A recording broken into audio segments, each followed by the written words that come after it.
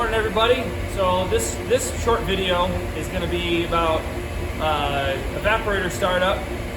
Just fired this up about 20 minutes ago, and things are starting to boil. And so this is going to be a smooth startup operation here when we get this going. So as you see in these two trays over here, we're starting to boil.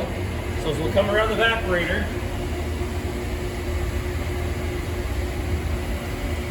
I will then open up my valve coming from the other side about halfway.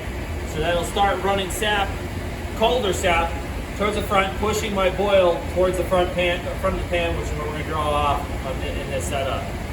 Then what I do is I come around to the back of the evaporator, and I will then, well, in this case, I won't do it just yet because we're already that full in the back pan. But once I get a good boil going, start to get a good boil in the back going, then I'll open up my sap coming from upstairs, and that gets us a nice smooth flow, and usually don't have any startup problems, and it won't like foam over or run low, and everything's nice and easy, and makes for a good quick startup. That's all for now. So everybody, I was wrong, I'm back again, there's more to say. So, once I've got everything to a full boil, I will then open up my valve coming in, feeding my evaporator. So I got raw sap, or borrowed sap coming into my evaporator. Your case might be raw, depending on what you got for setup. Then I'll come around to the other side at the same time, and I'll open up my valve all the way. That's feeding the back pan to the front pan.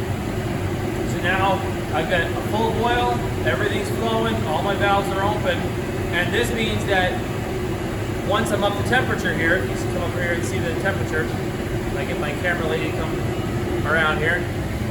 And so for us, right now, syrup is at 219 today. So it's almost there. You probably just saw in the video, it was just drawn off.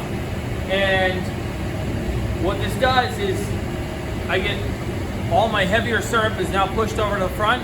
It comes off, and I don't have to run through with buckets and chase it, around from one end of the front pan to the other. It all just does it naturally. It saves a lot of time, a lot of extra work, and makes for a pretty smooth operation of the evaporator. And after that, you're golden. Everything just purrs like a kitten, flows nicely. Another thing I will do in initial startup is I'll take my defoamer, and I'll go to the back pan before I even really get going, and I'll give this whole thing a good squirt in the back. So all three of my trays in the back pan have all got a shot of defoamer in them, and I do make sure that my auto foam defoamer dripper is all going in the back pan as well. So like I said, this makes for a quick, smooth, easy startup. So in about 30-35 minutes from startup time, we have syrup coming off, and everything's evening itself out, and we're good to go for the rest of the day. This time, that is all.